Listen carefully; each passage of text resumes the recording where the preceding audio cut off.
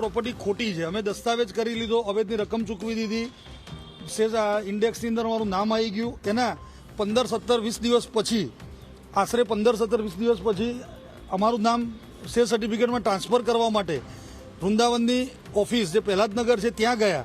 ત્યારે ત્યાં આગળ જે અન્ય ચંદુલાલ શાહ છે, જીતેન્દ્ર ચંદુલાલ શાહ, એમના કોઈ વારસદાર ત્યાં આગળ એમનો મોબાઈલ નંબર આપીને ગયેલા કે ભાઈ આ નામનો કોઈ પણ પ્લોટવાળા આવે તો મારો નંબર આપજો, એ વગર કંઈ કોઈ કાર્યવાહી કરતા નહીં. તો મને ત્યાંથી એમનો નંબર મળ્યો અને મેં એમનો કોન્ટેક્ટ કર્યો કે ભાઈ શું વાત હતી જાણવા માટે.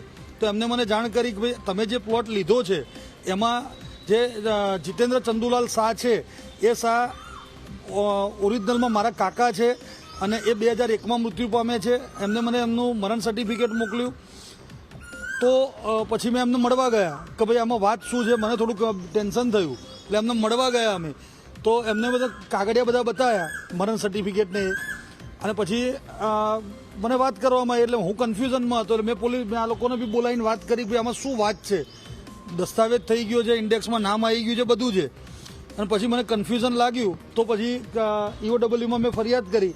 કામે કુલ 8 આરોપીઓ વિરુદ્ધમાં ફરિયાદ દાખલ કરવામાં આવેલી છે, જેમાં કોકિલાબેન જીતેન્દ્રભાઈ શાહ જે ડમી ઊભા થયેલા હતા, તેમનો દીકરો નિપુલ, આ બંને જણાએ દસ્તાવેજ આ કામના ફરિયાદી અશોકભાઈને કરી આપેલો હતો. ત્રીજા નંબરના આરોપી છે જે તેમનું નામ છે ભાવેશભાઈ જીવણભાઈ વ્યાસ અને દલાલ જોન ઉર્ફે ઉલ્લાસભાઈ ક્રિશ્ચન, આ બંને દલાલી લીધેલી છે અને એમાં મુખ્ય ભૂમિકા ભજવેલી છે.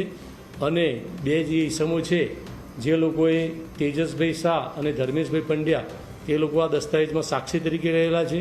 અને બીજા બે આરોપી છે અશોકભાઈ ઠક્કર અને ઈશ્વરભાઈ પટેલ, જે આ વૃંદાવન કોઓપરેટિવ સોસાયટીના ચેરમેન સેક્રેટરી છે. આમ કુલ 8 માણસો વિરુદ્ધમાં ફરિયાદ દાખલ કરવામાં આવેલી છે.